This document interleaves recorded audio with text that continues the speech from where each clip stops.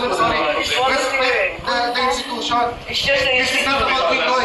We're going out. No, don't leave his rights here. He can be arrested right there. So if you don't want him to make a statement there, sir, just outside the gate, we're going to walk 5 minutes. This is the Senate of the Philippines. It's never been done. It's never been done. Salonga stood up for Enrile.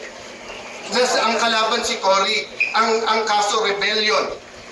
Anong ginawa? They walked out. We're just asking you to walk out. Let's walk. Let's walk. You arrest him here. You can arrest him right now. Sir! You can arrest him.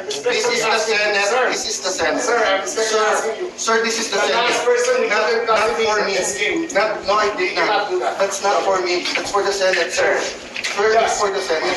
Sir, in all respect, For the country. Sir, pumayag ka na naman. Pumayag ka na right outside the door. Right outside the door. No handcuffs.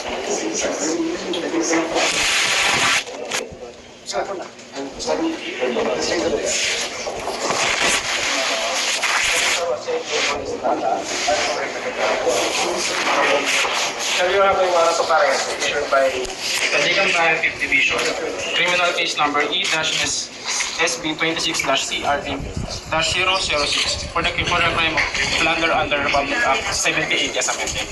Signed by Honorable Zaldi B. Trespeses, Chairperson of Association. Sir, being accused, you have also rights. May karapatan ka manahimik at magsawalang kibo. Ano man ang iyong sabihin ay maaaring gamitin pabor o laban sa iyo sa kanyang hukuman. May karapatan ka rin kumuha ng sarili ng abogado o tagapagtanggol nang naayon sa iyong walang kakayahan ang pamahalaan ng pagkakalubad ka nito ng isa. Lahat ba ng mga karapatan niyo sa rin na unawaan?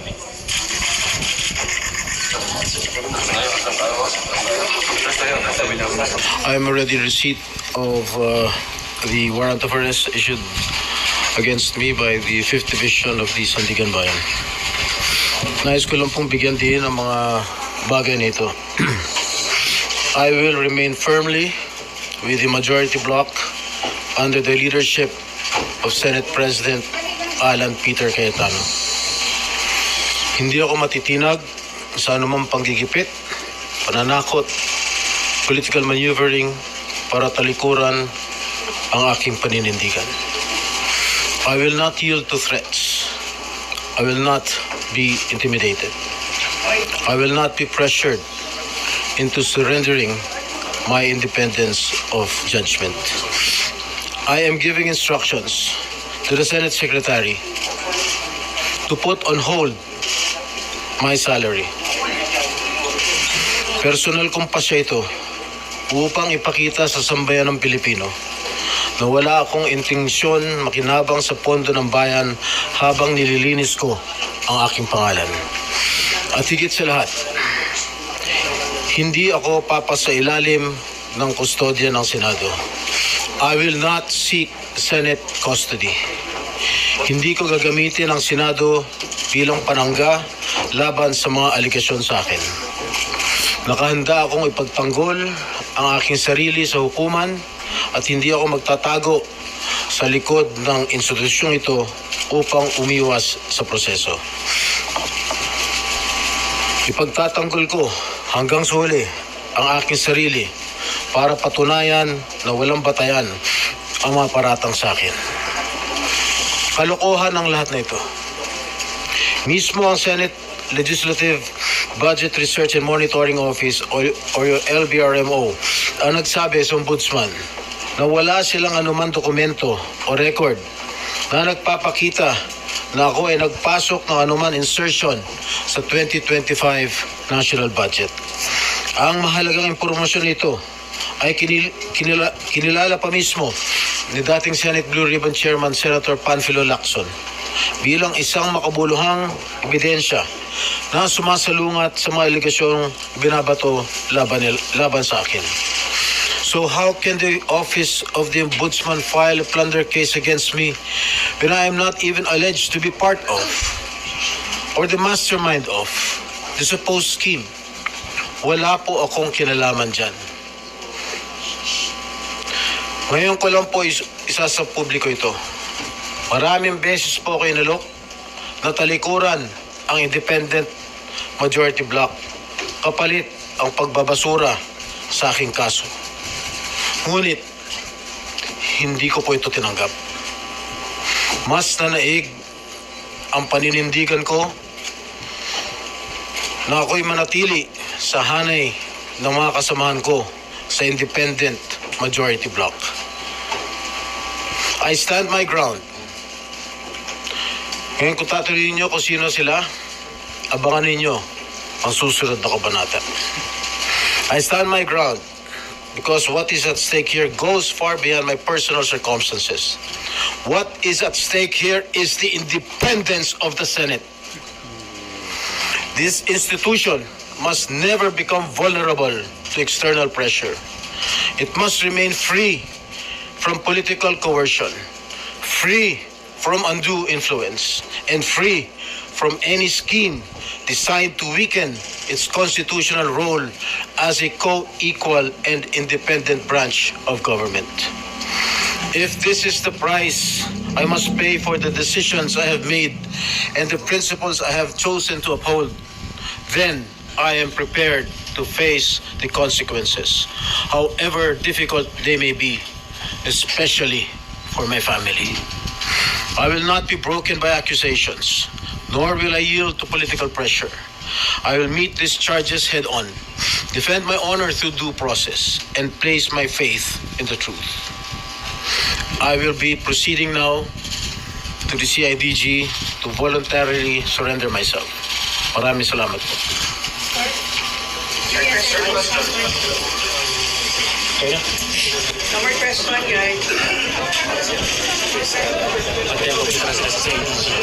At approximately 3:30 p.m., I arrived at the Senate to implement the warrant of arrest. Wala nang pong maganap na nangyari. Sumama po si Jinggoy. Binasahan po siya ng Miranda rights niya kasama kanyang abogado. Naiintindihan niya, tinanong sa kanya kung naiintindihan niya kung anong ang charges laban sa kanya. Sabi niya, naiintindihan niya. Papayapa siyang sumama dito sa CIDG, process and rest of. Currently, 4 of 5 two are already in the Sandigan Bayan, 2 are on their way to the Sandigan Bayan on the 5th Division. Senator Jinggoy cooperated fully together with the other accused. They were found to be in good health and are now on their way to face the courts. We arrested him. I went there personally together with the CIDG. He was read his Miranda rights, and from there he was brought here to Krami to be processed. Nasa taas pa ba si Senator Jinggoy? Umalis na siya as of 5 minutes ago. Papunta na sila sa Sandigan. Ano specifically ang ginawa sa kanya sa booking procedure? Can you just walk us There is through? he started with the fingerprint, then he went through the mugshot, then he went through the medical clearance. Senator Jinggoy Estrada requested prior to this for a knee replacement surgery. No, Ano pinag-usapan ninyo? it was a concern of his. Pero sabi ko sa kanya, wala akong kapangyarihan dyan. Ang Sandigan Bayan lang ang pwede magsabi kung pwede siya mag-opera o hindi. Sir, si Senate President, bakit sumama ka dito? I think to show solidarity with Jinggoy, he said that sasamahan kita pre, and that's his exact words, sasamahan kita. Wala naman siyang other request, sir, maliwan ko siya nakakita. Wala naman. Nag-assurance natin na walang special treatment mo kay Senator Jinggoy. Wala talaga. Same as the others who have been co-accused. Depende kung saan sasabihin ng Sandigan. They will be dealt fairly, equally. No special privileges. He was read his rights in the Senate. He acknowledged that having understood his rights, before he went to the rostrum, I warned him, sir, anything you say will be used against you. Sabi niya, yes, I understand. Sir, just to follow up, bakit po siya hindi natin kino-consider yung narrative niya na surrender? Because di ba he held... Well, that's his, makikita niyo naman sa video that he was read his rights in the Senate. Sir, So that technically constitutes an arrest. so sir, it's correct to say na bago po siya umarap sa press at sinabi niya na surrender siya. He was surrendered. Already arrested. The actual warrant arrived to my possession at 2:45. At by 3:15, I was in the Senate. there is no right or wrong answer in this. As soon as I got the warrant, I acted on it. Meron kasing Senate and Executive respect for the leadership. Usually, ilalabas mo na yan eh. Patama na, di ba? Tama na. There's no more hiding behind the curtains of the Senate. Sir, So, sir, moving forward- pinayagan niyo ba na mag-press con siya? It's within his rights. I warned him. I did warn him. I told him, whatever you say can be used against you. And he said he understands. Okay, thank you very much.